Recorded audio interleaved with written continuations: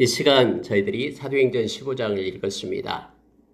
여러분, 사도행전 15장에서는 회의가 나타나게 되는데요. 예루살렘 교회에 회의가 있게 됩니다. 회의의 주제가 뭐냐면, 이제 유대인들은 그 유대의 전통이 있고 또 율법을 가지고 있었기 때문에 자연스럽게 할례도 받고, 그리고 구약에 기록된 그런 율법들을 지키는데, 이제 이방인들, 로마에 있는 사람들, 또 바울 사도에 의해서 1차 전도행이 이제 끝났죠. 예수를 믿는 사람들, 그들에게는 율법이 없었잖아요.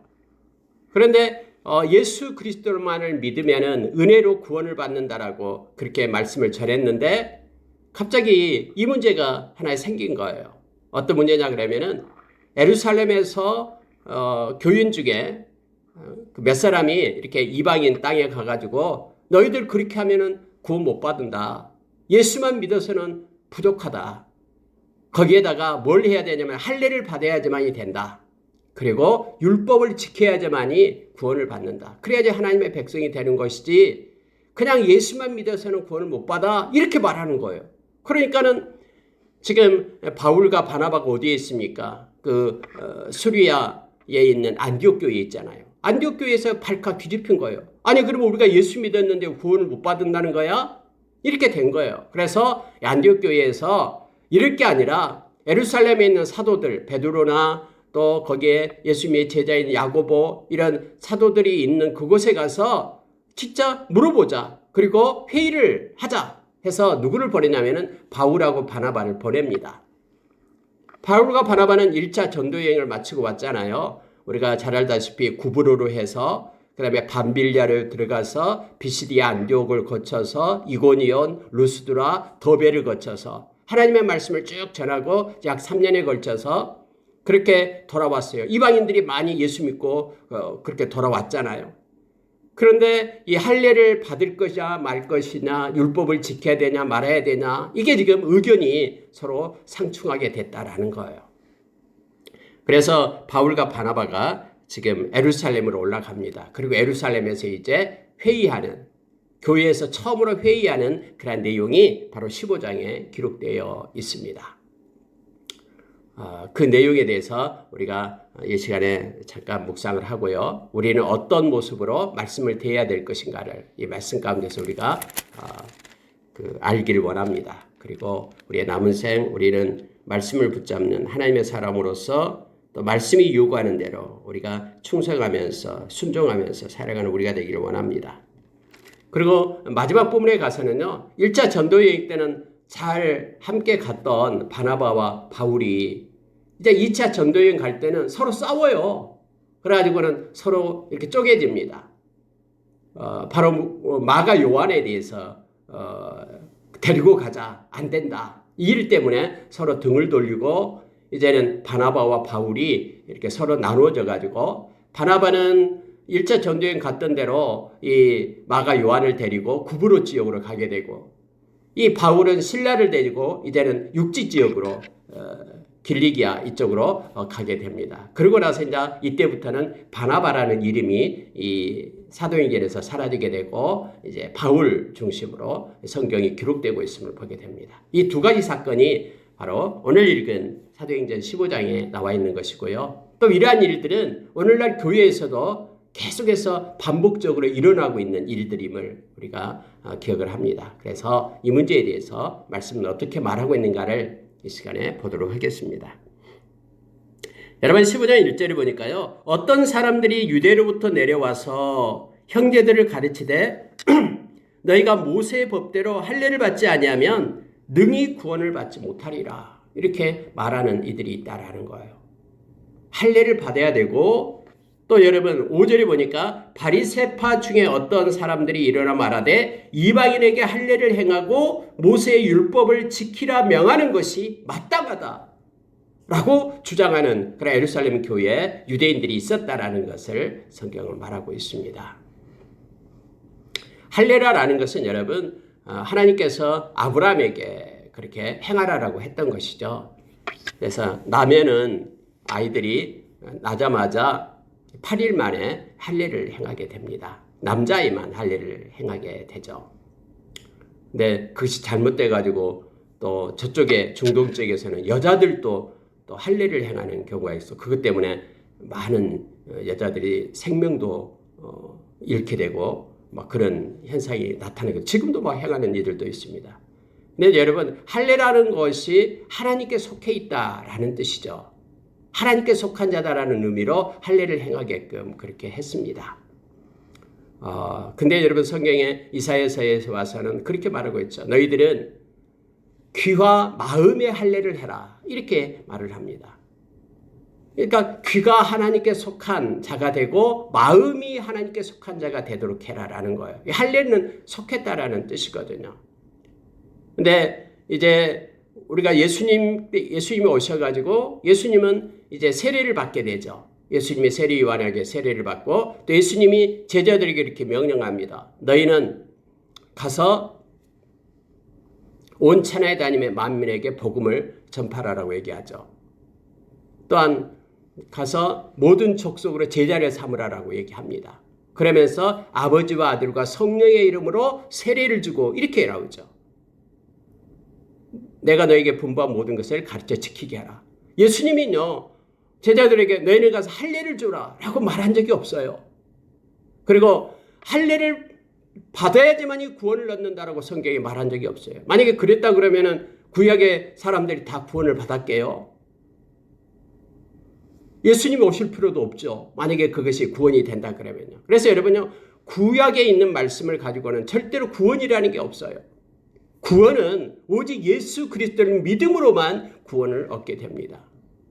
성경이 그렇게 말해주고 있기 때문에 그렇죠. 영접하는 자 곧 그 이름을 믿는 자들에게는 하나님의 자녀되는 권세를 주셨다고 얘기했습니다. 예수 그리스도를 믿는 자에게만 하나님의 자녀되는, 그래서 구원받는 역사가 있음을 우리는 말합니다. 천하 인간에 구원받을 만한 다른 이름을 준 적이 없다라고 사도행전 4장에서 이미 우리는 알고 있잖아요.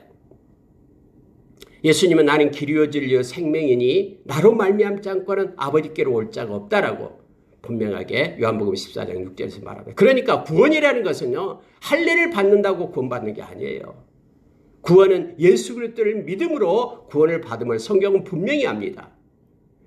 그런데 어떤 사람들은, 유대에서 내려온 사람들이 예수님을 믿는 것만으로는 부족하다라고 말합니다.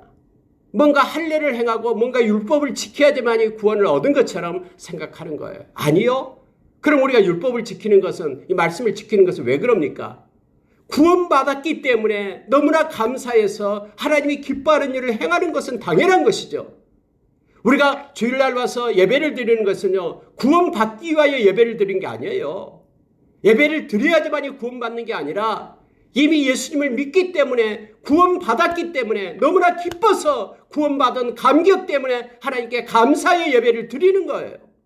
그래서 이걸 여러분, 우리가 착각하면 안 됩니다. 오늘날에도 이러한 문제들이 너무나 많아요. 그래서 뭔가를 해야지만이 내가 행위 구원을 말하는 이들이 있어요. 뭔가 해야 되고 뭔가를 해야 되고 그래야지만이 내가 구원받는다가 아니라 이미 구원받았기 때문에 하나님이 주신 마음을 가지고 이것도 하고 저것도 하고 그렇게 감사하면서 삶을 살아가는 것이 맞죠. 예수님께서도 역시 좋은 나무는 좋은 열매를 맺는다라고 말합니다. 열매를 맺기 때문에 좋은 나무가 아니라 좋은 나무이기 때문에 좋은 열매를 맺는다라고 말하는 거예요. 저와 여러분이 예수를 믿어서 하나님의 자녀가 되었기 때문에 자녀된 자의 삶이 거룩하고 하나님의 백성이기 때문에, 그리고 아름답고 열매 맺는 삶을 살아가는 것입니다. 이걸 여러분, 우리가 이 말씀 가운데서 깨닫기를 원합니다. 그래서 지금 처음으로 예루살렘 교회에 이제 변론이 일어나기 시작한 겁니다. 막 그중에서 바리새파 유대인들, 그들도 예수 믿는 사람이에요. 그들은 막 말하기를 주장을 하는 거예요. 할례를 행하고 율법을 지켜야 된다. 그래서 성경에 보십시오. 7절을 보니까요, 많은 변론이 있는 후에 서로 막 변론하기 시작합니다. 근데 그때 누가 일어났냐면 베드로가 일어나서 말합니다. 여러분, 베드로가 어떤 사람입니까? 우리가 사도행전 10장에서 고넬료 가정에 갔잖아요. 가기 싫은데 갔잖아요. 왜요? 성령님이 보냈기 때문에. 그곳에서 고넬료에게, 가족들에게, 또 친구들에게 말씀을 전하니까 하늘에서 성령이 내려서 그곳에 막 방언을 하고 성령이 충만함을 알 수 있잖아요. 그래서 베드로가 깜짝 놀래가지고 그들에게 세례를 주어가지고는 하나님의 자녀임을 표시하잖아요. 그런데 이렇게 베드로가 하고 왔다는 말을 듣고 예루살렘 교회에서 막 베드로를 향해서 손가락질 하잖아요. 어떻게 너희는 유대인이 돼가지고 이방인들과 함께 그렇게 같이 합석을 하고 같이 그렇게 또 같이 먹고 그렇게 예배를 하고 그랬냐? 그럴 때 베드로가 말했잖아요. 하나님이 그렇게 행했다. 내가 누구간데 하나님이 명령하는데 내가 거역할 수 있느냐? 하면서 대꾸했던 베드로를 알잖아요. 여기도 역시 베드로가 일어나서 그렇게 말합니다. 자, 7절을 보니까요. 많은 변론이 있은 후에 베드로가 일어나 말하되 형제들아 너희도 알거니와 하나님이 이방인들로 내 입에서 복음의 말씀을 들어 믿게 하시려고 오래전부터 너희 가운데 나를 택했다라고 말씀을 하는 거예요. 그런데 마음을 아시는 하나님께서 너희와 같이 그들에게도 성령을 주어 증언했다라고 말씀을 하는 겁니다. 여러분 고넬료 가정에서 있었던 일을 지금 말씀하고 있는 거예요. 하나님이 나를 택해서 나를 이방인에게 그렇게 사도로 세워서 말씀했던 것 이미 너희들 알지 않냐? 그러면서요 중요한 말씀을 합니다. 어찌하여 하나님을 시험하느냐? 이거예요. 어찌하여 하나님을 시험하느냐? 하나님께서 이미 성령을 주어서 이방인에게 복음을 증거케끔 그렇게 했는데 너희들이 어찌하여 하나님을 시험하느냐? 하면서 말씀을 이렇게 하죠. 우리 조상과 우리도 능히 매지 못하던 멍에를 제자들의 목에 두려느냐. 여러분 율법은요. 제대로 지킨 사람이 한 명도 없었어요. 원래 율법은 여러분 마음을 다해서 지켜야 되잖아요. 근데 형식적으로만 율법을 지켰거든요. 그래서 지금 베드로는 그렇게 말하고 있는 거예요. 우리 조상도 우리도 매지 못했던 멍에다. 그런데 그것을 이제 예수 믿는 사람들의 목에 지우려고 말도 안 된다. 하면서 베드로가 외치고 있습니다.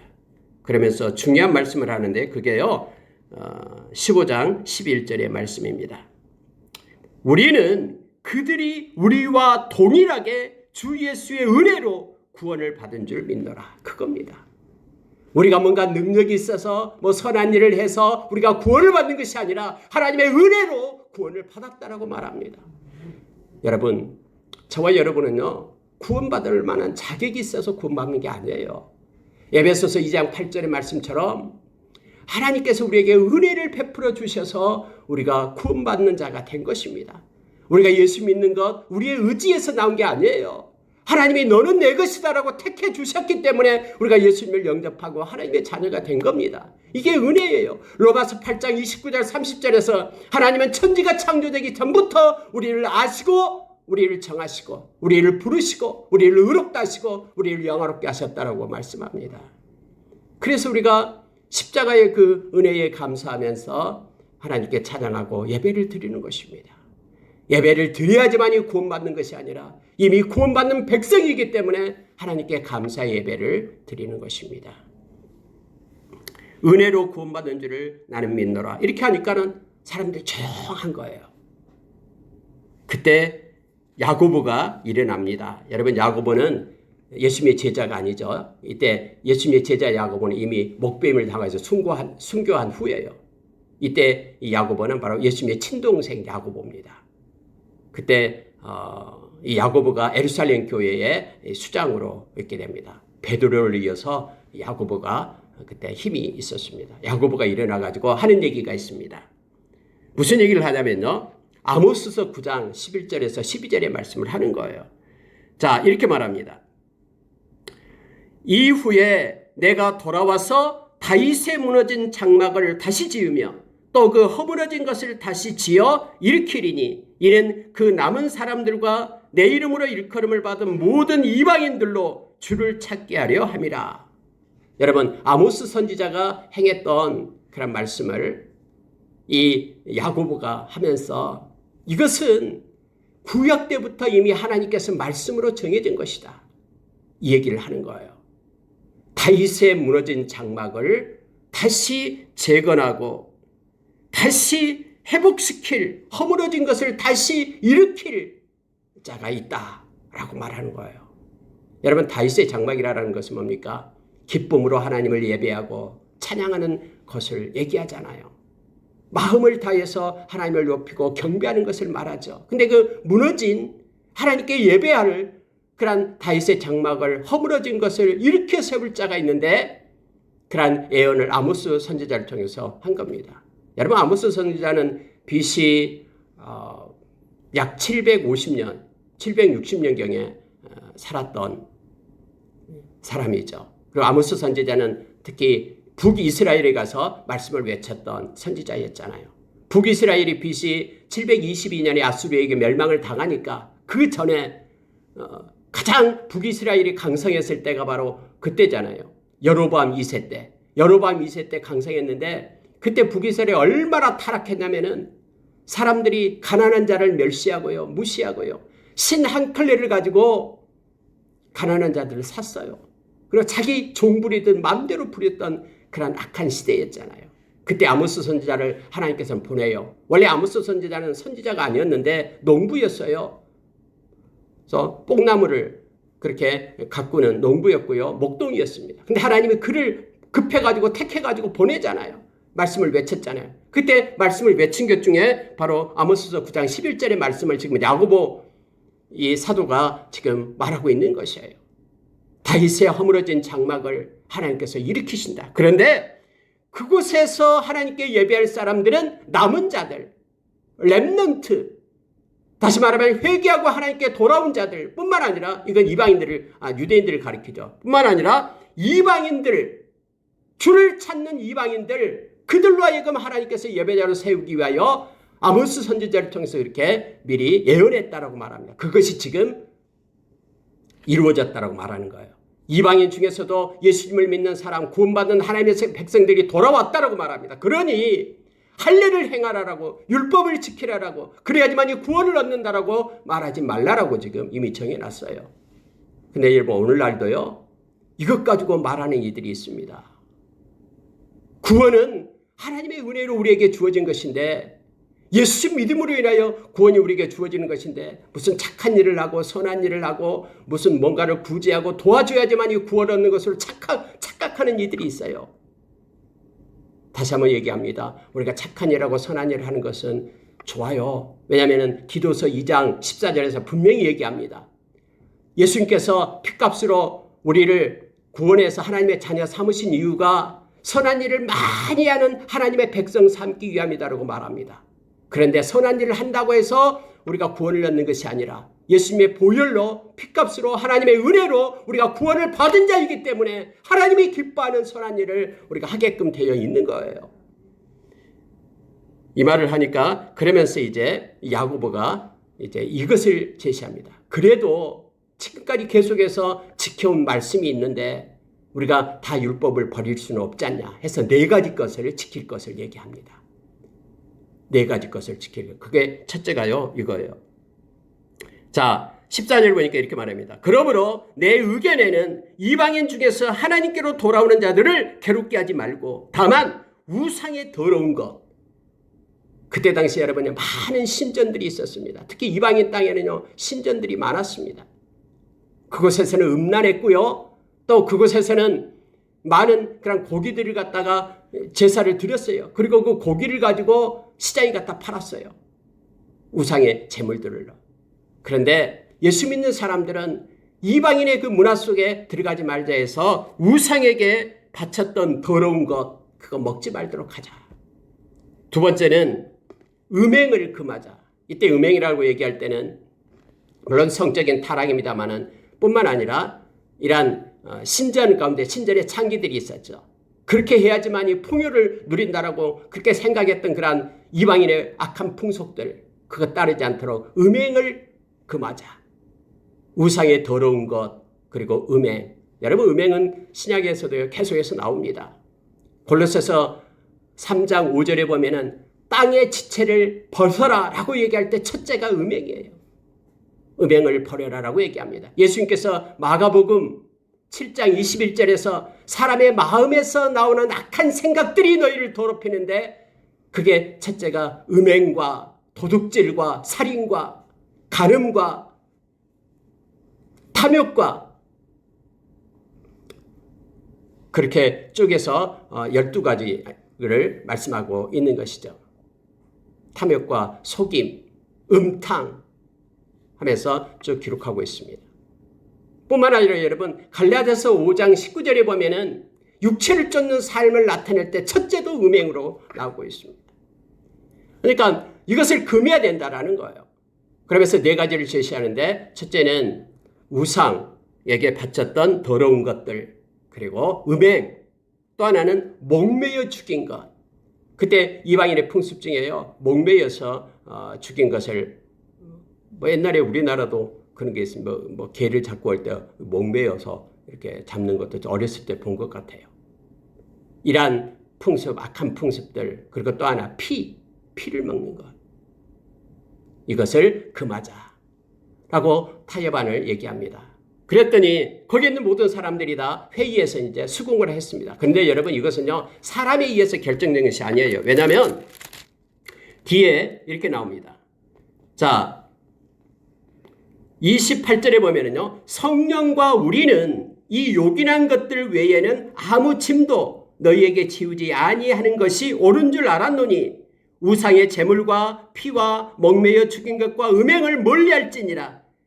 이에 스스로 상감은 잘 되리라. 평안함을 원하노라 하고 편지를 써가지고 안디옥 교회에 보냈음을 보게 됩니다. 그리고 이 말을 듣고 있던 안디옥 교회 사람들이 자 31절에 읽고 그 위로한 말을 기뻐하더라 이렇게 되어 있습니다. 다 이방인 교회에서도 알겠습니다. 이 4가지만큼은 우리가 금하겠습니다. 그리고 예수님을 잘 믿고 하나님을 섬기겠습니다. 이렇게 기뻐했음을 성경 말해주고 있습니다. 자 여기에서요 28절에서 성령과 우리는 이렇게 되어 있죠. 그러면은 지금 회의를 하는데 여러분 생각해 보십시오. 예루살렘 교회에 이제 바울도 있었고 바나바도 있었고 베드로도 있었고 야고보도 있었고 많은 그러한 사람들이 모여서 회의를 하는 거예요. 그런데 어떻게 하면 좋겠느냐. 그런데 사람들이 회의를 했지만은 그 가운데 누가 있었다고요? 성령님이 계셨다라는 거예요. 그래서 성령님께서 각자 마음을 만져서 이러한 결과를 도출하도록 이끄셨다라는 것을 말씀은 우리로 하여금 알게 합니다. 여러분 성령님께서 역사하심으로 인하여 이러한 것들이 나타나게 되고 이방인 교회 안디옥 교회와 예루살렘 유대인 교회가 서로 화목하고 하나 되는 그런 길을 여신 것입니다. 언제나 여러분 성령님은요 하나 되게 하십니다. 고린도전서 12장에 보면은 하나님도 한 분이시여 예수님도 한 분이시여 성령님도 한 분이신 그분이 각자에게 성령의 은사를 주신다라고 우리에게 말해주고 있습니다. 그래서 성령의 은사들이 쭉 9가지를 말하는데 지혜의 말씀, 지식의 말씀, 믿음, 병 고치는 은사, 능력 행함, 애언, 영분별함, 방언, 통역 9가지를 말하면서 그러나 이러한 은사들을 주신 이유가 뭐냐면은 교회를 세우고 그리고 성도들을 섬기기 위함이다라고 말합니다. 말씀을 증거하기 위함이고요. 그러니까 하나 되는 한 성령님께서 각자의 은사를 주시지만은 서로 연합해서 하나님의 교회를 세우고요.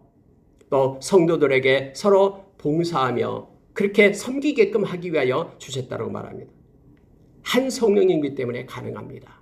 오늘 예루살렘 교회에 사람들이 모여서 이렇게 의견을 모으지만 성령님이 함께 하셔서 그러한 결과를 나타냈음을 성경 말해주고 있습니다.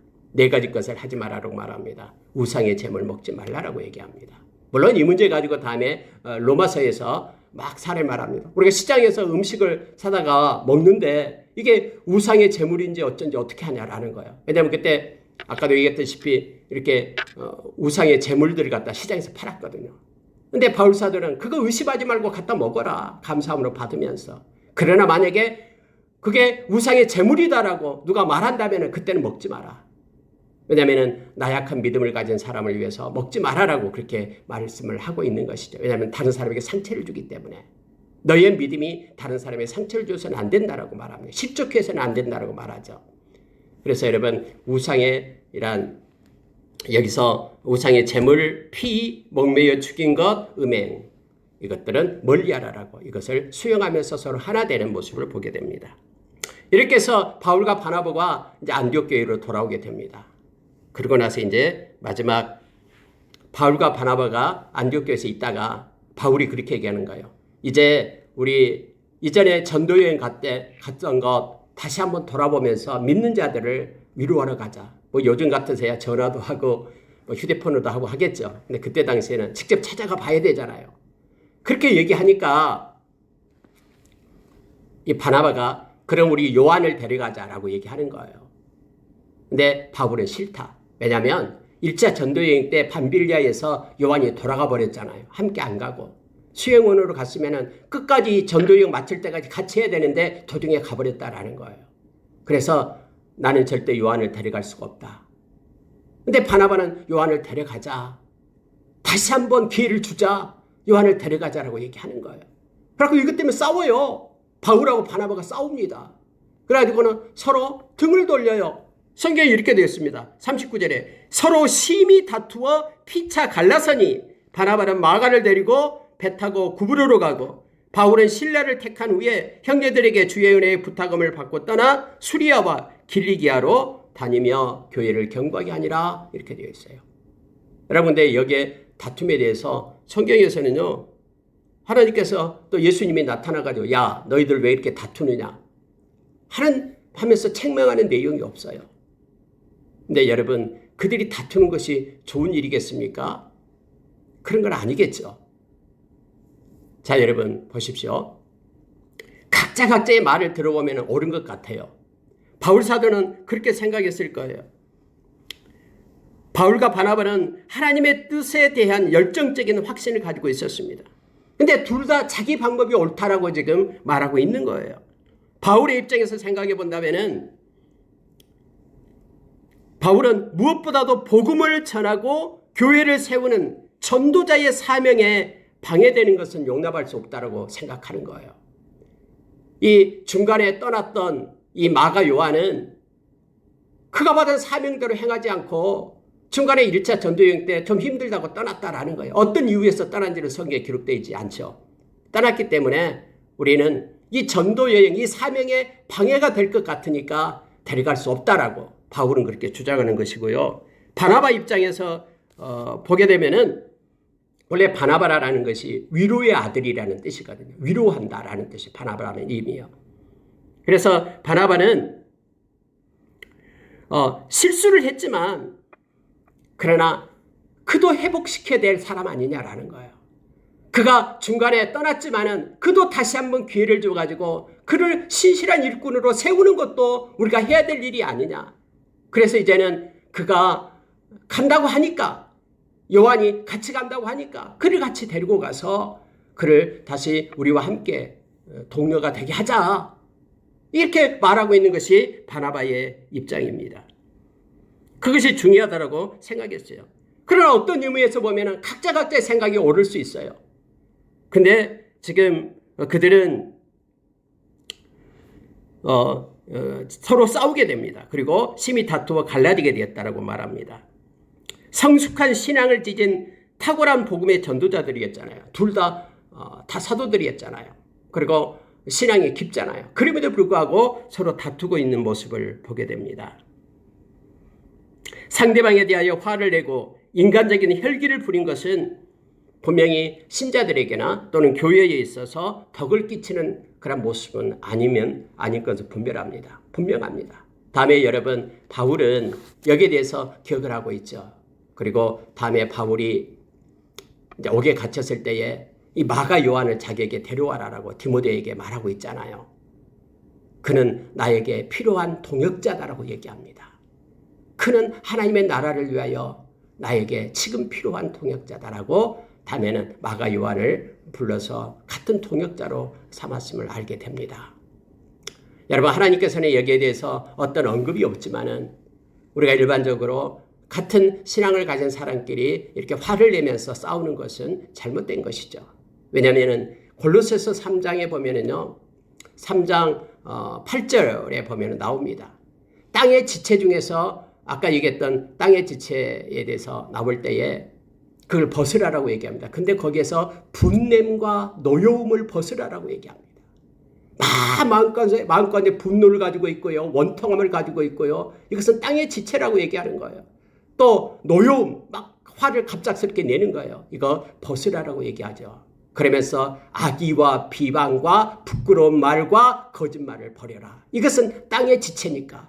그럼 너희는 위로부터 내려오는 하늘의 옷을 입으라라고 얘기하면서 긍휼과 자비의 옷, 겸손과 온유의 옷, 오래 참음의 옷을 입고 사랑하며 용서하고 용납하고 평강의 옷을 입고 그리고 감사의 옷을 입고 하나님 그리스도의 말씀을 가지고 예수 그리스도의 이름으로 행하라라고 12절 이하에 쭉 17절까지 기록하고 있음을 성경은 말해두고 있죠. 골로새서 3장에서요.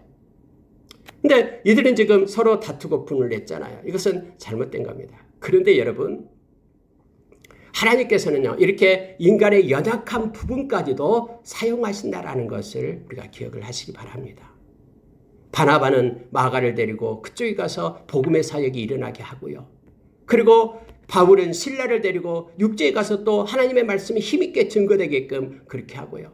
비록 그들이 다투었지만은 그러나 다툰 그런 결과를 가지고도 또 하나님께서는 그들을 사용하셔서 복음이 증거되게끔 했음을 우리는 기억하기를 원합니다. 다투지 않고 서로 사랑하면서 화해하면서 그렇게 했으면 얼마나 좋겠습니까?